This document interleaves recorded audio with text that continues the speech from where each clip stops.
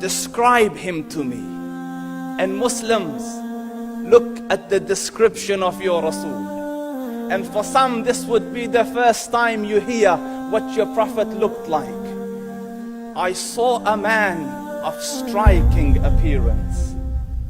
ظاهر الوضاء أبلج الوجه, radiant face, حسن الخلق, beautifully created.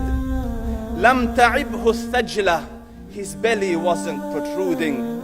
وَلَمْ تُزْرِ بِهِ السَّعْلَةِ, nor was his head disproportionate and small. وَسِيمٌ قَسِيم, proportionate and delicate, finely made, a specimen of a creation. فِي عَيْنَيْهِ دَعَجْ, and his eyes there was a contrast. The dark was immensely dark, the white was excessively white. وَفِي أَشْفَارِهِ وَطْفٌ, and his eyelashes were long. وَفِي صَوْتِهِ صَهْل, and in his voice was a natural echo. وَفِي عُنُقِهِ سَطَعٌ, and his neck was elegantly long. وَفِي لِحْيَتِهِ كَثَاثَةٌ, his beard was full and thick. أَزَجْ أَقْرَنٌ, his eyebrows were arched, but they were not joined. It was separated. In Samat فَعَلَيْهِ الْوَقَارِ, when he was silent, dignity covered him.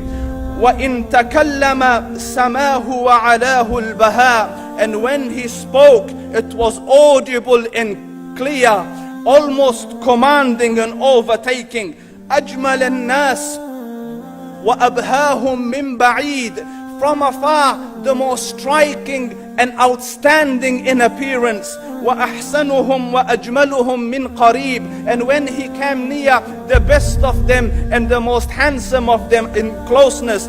حُلْوُ الْمَنْطِقِ, such an exalted and sweet level of logic. Like when he used to speak, it was so coherently logical, it was smooth and easy to understand. فَصْلٌ لَا نَزْرٌ وَلَا هَذْرٌ, he was to the point, not excessive, nor too short.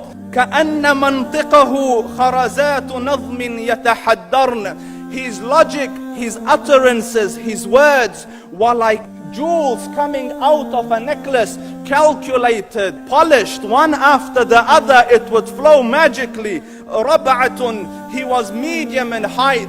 Your eye didn't have to strain to look up at him, nor was it tedious to look down at him. He was a comfortable sight to look at. لَهُ رُفَقَاء يَحُفُّونَ بِهِ, he had friends, the people that were with him, they were working around him to try to serve and protect him.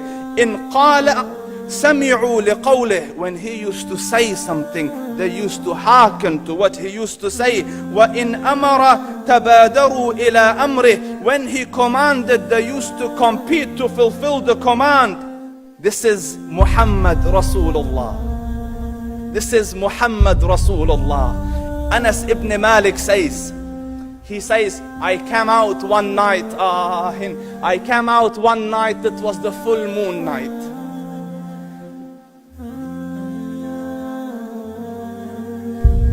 And I looked at the moon, and in the desert, understand, the moon is an awesome sight.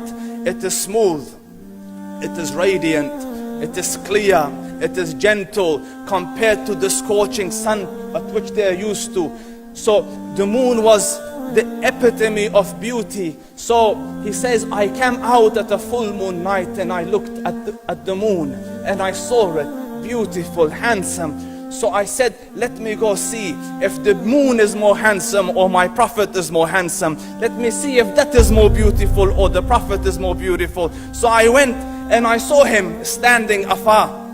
So I looked at his face and I looked at the moon, and I looked at his face, and I looked at the moon, and I looked at his face, and I looked at the moon, and he said, Wallahi, he was more handsome than the moon in its entirety.